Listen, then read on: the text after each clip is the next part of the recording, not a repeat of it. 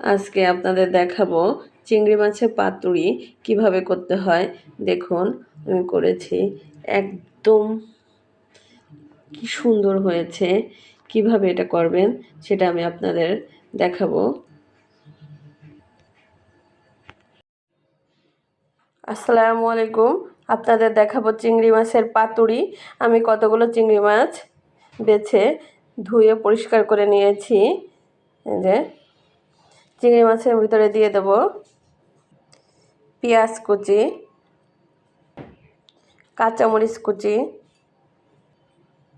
হলুদ 1 চামচ, লবণ 1 চামচ, শুকনো ঝালের গুঁড়া 1/2 চামচ, রসুন পেস্ট 1 চামচ, জিরা পেস্ট, পেঁয়াজ আমি পেস্ট করে নিয়েছি 2 চামচের মতো দিয়ে দিলাম। সরিষার তেল দিয়ে দেব, একটু বেশি করে সরিষার তেল দেব। সব কিছু এখন আমি ভালো করে মাখিয়ে নেব।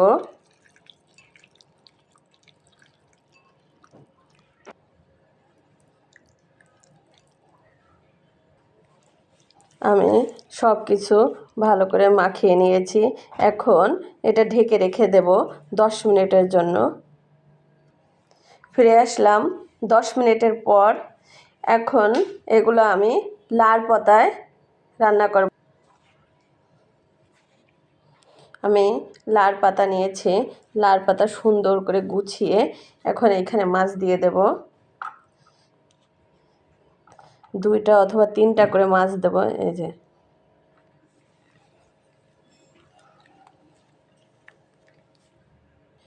আমি মাছগুলো দিয়ে হালকা করে একটা সুতা দিয়ে বেঁধে দিয়েছি এইভাবে।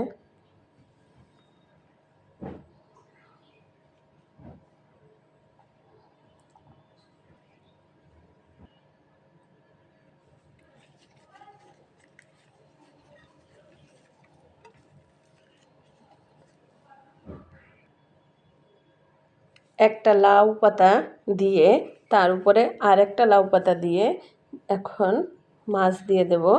মাছ দিয়ে আমি মুড়িয়ে দেব, মুড়িয়ে তারপরে সুতা দিয়ে বেঁধে ফেলব। আমি এইভাবে এই যে 4টা করে নিয়েছি। এখন এগুলো আমি রান্না করব। আমি একটা প্যান গরম করে নিয়েছি। এখন এই পাতুরিগুলো দিয়ে দেব।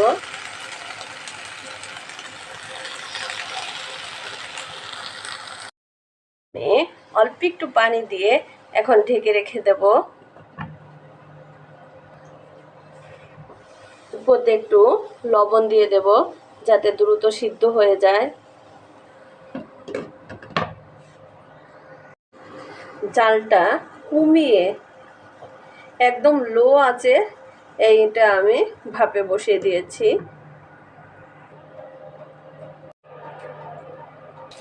পানিটা শুকিয়ে গিয়েছে।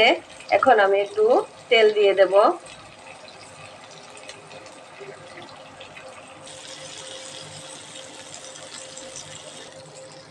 এগুলার 2 সাইড আমি একটু ভাজা ভাজা করে নিয়েছি। হয়ে গিয়েছে আমার পাতুরি।